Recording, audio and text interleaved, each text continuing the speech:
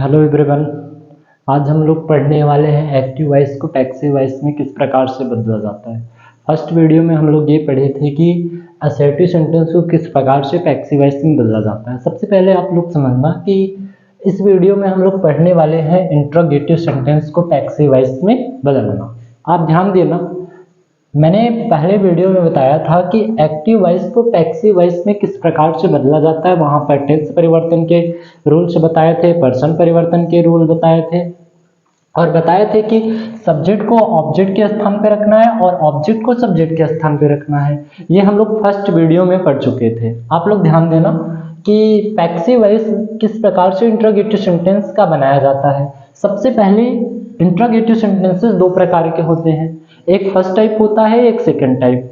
First type हमेशा वाक्य helping word से प्रारंभ होता है, फिर उसके बाद आते हैं ऑब्जेक्ट, ऑब्जेक्ट के बाद नॉट या नेवर यदि हो तो तभी लगाएंगे, नहीं तो नहीं प्रयोग करेंगे। फिर इसके बाद वर्ब का third form by subject plus other word plus mark of interrogation. अगर वाक्य में मार्क ऑफ इंट्रोगेशन नहीं लगाते हैं तो पंक्चुएशन के सूटेबल नहीं बैठेगा, तो ये वाक्य गलत माने जाएंगे।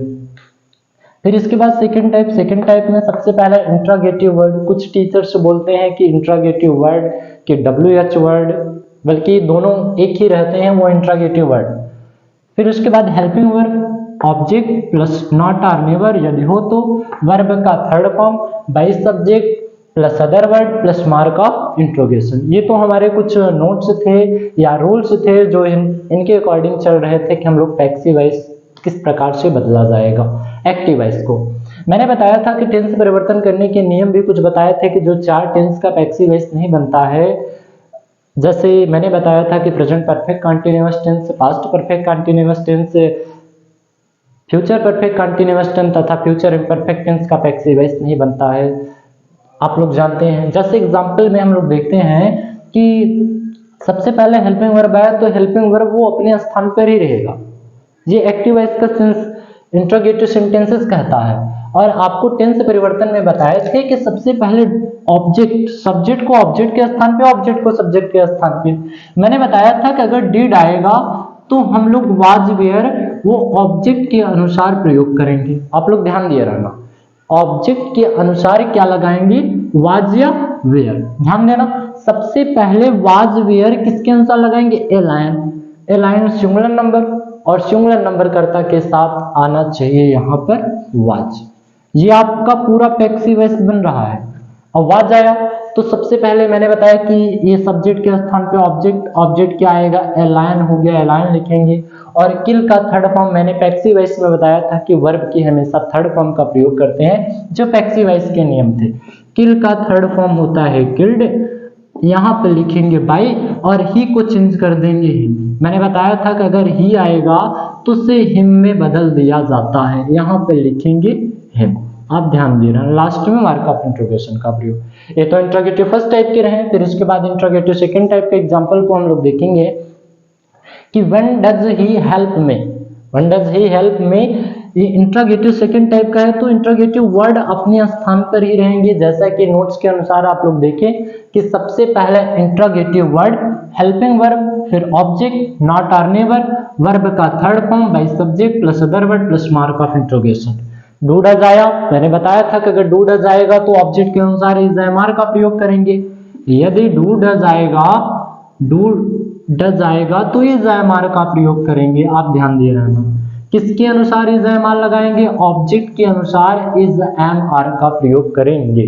ध्यान देना। फिर उसके बाद आता है व्हेन के बाद आई, मी को जब सब्जेक्टिव केस में इसे सब्जेक्ट बनाएंगे तो आई आएगा, आई के साथ एम का प्रयोग किया जाता है, यहाँ पर आई हो गया। हेल्प का थर्ड फॉर्म क्या होता है, हेल्प्ड, अंत में लिखेंगे बाई और ही को चेंज किया जाएगा, क्या होगा, ऑब्जेक्टिव केस में मी, लास्ट में मार्क ऑफ इंट्रोगेशन। इसके बाद देखिए फिर से फर्स्ट टाइप का एग्जांपल आ गया। फर्स्ट टाइप के एग्जांपल सबसे पहले विल शैल में से एक लगाना है, वो भी ऑब्जेक्ट के अनुसार। आपसे बताया गया था कि अगर वाक्य में विल शैल आ रहा है टेंस परिवर्तन के नियम में तो विल बी और शैल बी का प्रयोग करते हैं। आप ध्यान दिए रहना, सबसे पहले विल आएगा, फिर उसके बाद सब्जेक्ट को ऑब्जेक्ट के स्थान पे ए बुक हो गया, ए बुक लिख दिए। फिर उसके बाद बी, राइट का थर्ड फॉर्म क्या होता है, रिटन। बाई सी को चेंज करेंगे आएगा हर। ये आपकी क्या हो गए पैसिव वॉइस। फिर इसके बाद आता है कि किस प्रकार से is the Hunter killing A bird. ये भी इंट्रोगेटिव फर्स्ट टाइप का, और इंट्रोगेटिव फर्स्ट टाइप को पैसिव वॉइस में किस प्रकार से बदला जाता है। सब्जेक्ट को ऑब्जेक्ट के स्थान पे सब्जेक्ट क्या पहचाने, ये ए बर्ड है, ए बर्ड आपकी ऑब्जेक्ट है और द हंटर क्या है सब्जेक्ट है। मैंने बताया कि ए बर्ड के अनुसार यहाँ पर इज एम आर में से क्या आने चाहिए, इज बीइंग, एम बीइंग और बीइंग का प्रयोग करना चाहिए। सबसे पहले ए बर्ड है, ए बर्ड सिंगुलर नंबर कर्ता के साथ इसके बाद ए बर्ड लिख दिए, फिर इसके बाद बीइंग का प्रयोग किए, और किल का थर्ड फॉर्म क्या होता है किल्ड, अंत में लिखेंगे बाय द हंटर। ये आपके पैसिव वॉइस हो गया लास्ट मार्क ऑफ इंट्रोगेशन। आप देखते होंगे कि इज एम आर आया तो इज एम आर के स्थान पे हम लगाएं इज, वो भी ऑब्जेक्ट के अनुसार, ऑब्जेक्ट सिंगुलर नंबर कर्ता के साथ इज का प्रयोग किया जाता है, प्लूरल नंबर कर्ता के साथ और का प्रयोग किया जाता है। जबकि यहाँ पर ए बर्ड है ऑब्जेक्ट लेकिन काम कर रहे हैं सब्जेक्ट का, यही आपके पैसिव वॉइस के रूल हैं। और इसके बाद बीइंग, मैंने बताया था कि इज एम आर आएगा तो इज एम आर के स्थान पर इज बीइंग का प्रयोग करेंगे, एम बीइंग का प्रयोग करेंगे और आर बीइंग का प्रयोग करेंगे। ये आपके टेंस परिवर्तन करने के नियम के अनुसार। इसके बाद हम लोग आगे बढ़ते हैं कि कभी कभी वाक्य हु से वाक्य प्रारंभ हो जाता है।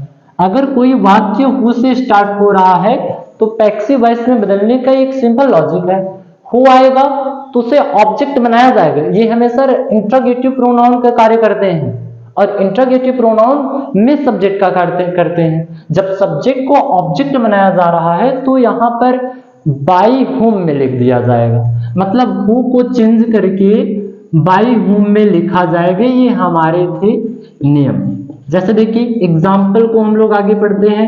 जैसे मैंने कहा who plucked mango, who plucked mango, आम कौन तोड़ता था। इस वाक्य में आपके सब्जेक्ट का कार्य वो कर रहे हैं और ऑब्जेक्ट आपके मैंगो है, फिर प्लग्ड क्या है थर्ड फॉर्म। ये आपकी टेंसेज है simple past tense. Simple past tense अर्थात आप कह सकते हो कि पास्ट इंडेफिनिट टेंस। सबसे पहले मैंने बताया कि हु आए तो हु में बदल दिया जाता है, ये सब्जेक्ट का कार्य कर रहे हैं और ये ऑब्जेक्ट का है, ये वर्ब का थर्ड फॉर्म का प्रयोग है। मैंने बताया था कि जब सब्जेक्ट एक्टिव वॉइस को पैसिव वॉइस में बदला जाता है तो सब्जेक्ट को ऑब्जेक्ट के स्थान पे और ऑब्जेक्ट को सब्जेक्ट के स्थान पे, मतलब पोजीशन चेंज हो जाते हैं। सबसे पहले मैंगो है, मैंगो लिख दिए। आप जानते हैं कि सिंपल पास्ट टेंस में सहायक क्रिया ऑब्जेक्टिव केस के लिए वाज या वेयर का प्रयोग किया जाता है। यहाँ पर आएगा मैंगो के साथ वाज। फिर उसके बाद प्लग का थर्ड फॉर्म होता है प्लग्ड, अंत में लिखेंगे बाई, हु को चेंज कर देंगे क्या हो जाएगा हु। ये आपके नियम थे। जैसे देखिए नेक्स्ट एग्जांपल हम लोग लेते हैं कि जैसे who taught you, who taught you, तुम्हें कौन पढ़ाता था। लास्ट में मार्क ऑफ इंट्रोगेशन लगे क्योंकि ये इंट्रोगेटिव सेंटेंसेस है। हु टॉट यू, तुम्हें कौन पढ़ाता था। वाक्य में समझना कि सबसे पहले क्या है यू, ऑब्जेक्ट को सब्जेक्ट के स्थान पे, सब्जेक्ट को ऑब्जेक्ट के स्थान पे यू आया। यू के साथ आप जानते हैं कि कौन सी टेंसेस है, सिंपल पास्ट टेंस है और सिंपल पास्ट टेंस में सहायक क्रिया आती है वाज या वेयर। यू के साथ वेयर लगता है। फिर टीच का थर्ड फॉर्म टॉट होता है, मतलब ये टॉट है तो टॉट उतार लिए, सेकंड फॉर्म थर्ड फॉर्म दोनों सेम। अंत में प्रयोग करेंगे बाई हूम। ये आपकी इंट्रोगेटिव सेंटेंसेस को पैसिव वॉइस में बदलने के नियम थे। ध्यान देना कि इसमें भी वही नियम है कि सब्जेक्ट को ऑब्जेक्ट के स्थान पे, ऑब्जेक्ट को सब्जेक्ट के स्थान पे। हेल्पिंग वर्ब समान अवस्था में अपने स्थान पे रहेंगे, हेल्पिंग वर्ब और इंट्रोगेटिव वर्ड। फिलहाल की टेंस परिवर्तन के नियम में हम लोग कुछ पढ़े थे, जैसे डीड आएगा तो डीड को वाज वेयर में बदलेंगे, और पर्सन भी पढ़े थे, ही आएगा तो हिम में बदलेंगे, आई आएगा तो मी में बदलेंगे, दे आएगा तो दिम में बदलेंगे। ये हमारे टेंसेस परिवर्तन करने के नियम थे। इसके बाद हम लोग पढ़ने वाले हैं कि इंपरेटिव सेंटेंस को कैसे पैसिव वॉइस में बदला जाता है।